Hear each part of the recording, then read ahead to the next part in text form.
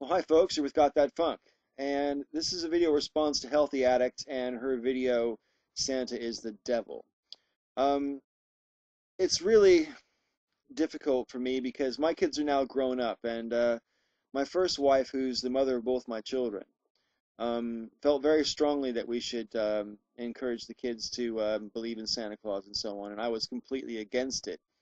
I wasn't even really an atheist at that time. I still sort of nominally called myself a Christian, although I was studying a lot of Eastern religion at the time.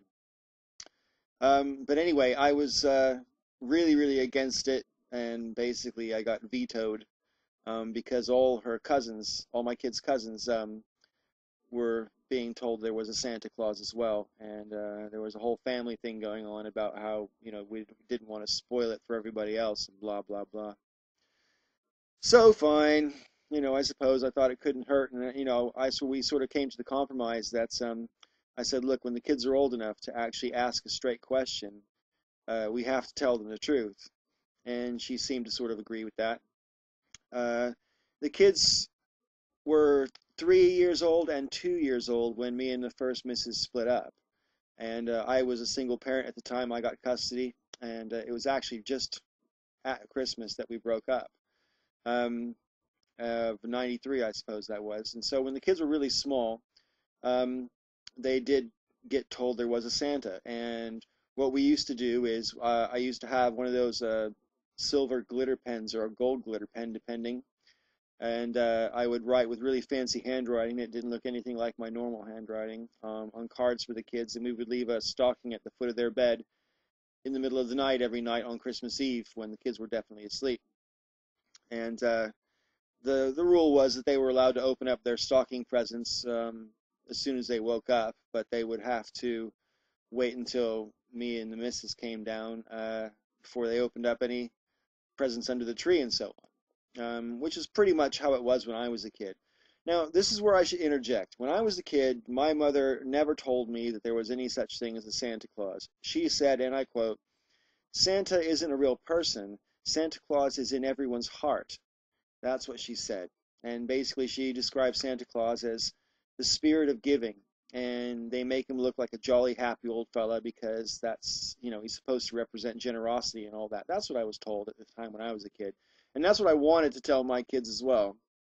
Because it seemed perfectly healthy to me if you're going to be surrounded by icons of Santa Claus everywhere, to try to give it some relevance without overdoing it, and certainly without making your kids think that it's real. But me and the first missus, we did have lengthy discussions about it when the kids were still babies, and they would go along the lines of, she wanted Christmas to be special and magical, and I was more concerned about, when they get to be 7, 8, whatever, and they finally realize that there can't possibly be a Santa Claus, and they're not going when they find out that it's us, they're going to be pissed off, or they're not going to trust us. I mean, you shatter that kind of an illusion for a child. Depending on how much stock they put in it, you might be breaking trust that you can never get back. And I was really worried about that. Anyway, so the kids, because we were so crafty about it, after we split up, every other Christmas we trade back and forth with the kids, you see. But we both had the deal that they would get the cards with the fancy writing and the gold or silver pen and all that sort of thing. So it was the same at both houses. And anyway, problem of course was that after I moved away down here to Cornwall, and I had custody of the kids would have been, well, I suppose, let me thinking, 9 and 10 that Christmas. And they had already been asking questions the year before, but they never asked me the direct question, "Are you Santa Claus?" And I managed to, when they did start asking questions, I managed to weave in and out of it for the first year. But the second year, they pinned me down on the stairway of my house and pretty much uh, asked questions that I couldn't dodge my way out of. And they were both my kids, my daughter's the eldest, were both quite cross because they felt that they had been lied to. I don't think they had their dreams shattered or anything like that. I think they had wanted to, they already knew. They just didn't want to. They didn't want their own dreams to be shattered as well. Um, Also partly because I said, if you don't believe in Santa Claus, then Santa Claus can't bring you any gifts.